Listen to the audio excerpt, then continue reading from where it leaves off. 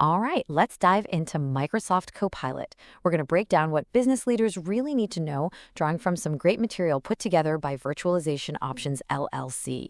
So just so you know, this is the first part of a whole 10-part series. We've designed this specifically for senior management and line managers. Really anyone who needs to understand how to bring this technology into their organization the right way, safely and effectively. So let's start with a big question, and I want you to really think about this for a second. Are you prepared? Because we're not talking about some minor software update. We're talking about a massive, ground-up change in how knowledge works. Okay, so to really get a handle on what's at stake here, let's first talk about the scale of this transformation. This isn't just a new tool, it's a fundamental shift in the way we do business. This right here, this is the core idea that every single leader needs to get their head around. Copilot isn't just another program. It's a new engine for productivity, for innovation, for getting ahead of the competition. And that means you have to understand the strategic side of it: adoption, investment, and, of course, governance. Okay, so we've established it's a pretty big deal. But what is Copilot exactly? Let's break it down into simple terms. You know, the most important word in that whole definition is seamlessly. Don't think of this as some separate app you have to go find and open up. Think of it more like an intelligent partner that's already living inside the software your teams use every single day. And this image just perfectly shows what we're talking about. See? It's not a pop-up, it's not a different window, it's right there. Inside your document, inside your email, working right alongside you in your normal workflow. And we're talking about the absolute core of your workday: Word, Excel, PowerPoint, Outlook, Teams, you name it.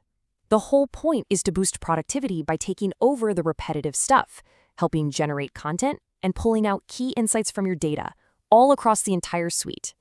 All right, so that's the what. Now for the big question. How does this actually impact the business? How does all this individual productivity roll up into a real, powerful business case for the entire company?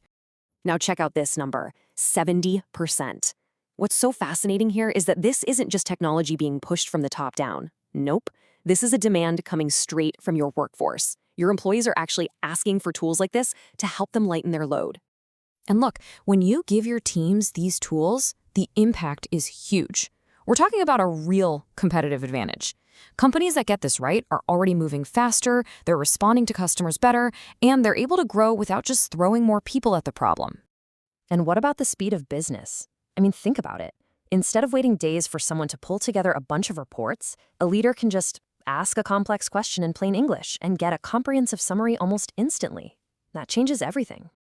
You know, it's really easy to get lost in the productivity numbers, but the business case goes so much deeper. This is about your people.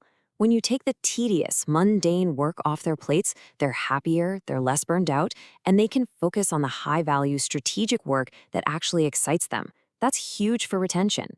So, all of this brings us to what I think is the most critical takeaway for any leader, any manager tuning into this explainer. I love this quote because it just hits the nail on the head. A fundamental reimagining.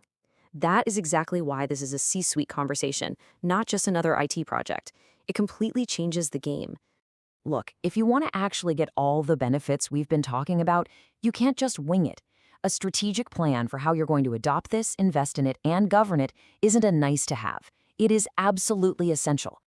And that's the million-dollar question, isn't it? You see the power, you see the opportunity, but how do you roll this out safely? How do you harness all that potential without putting your organization's data at risk?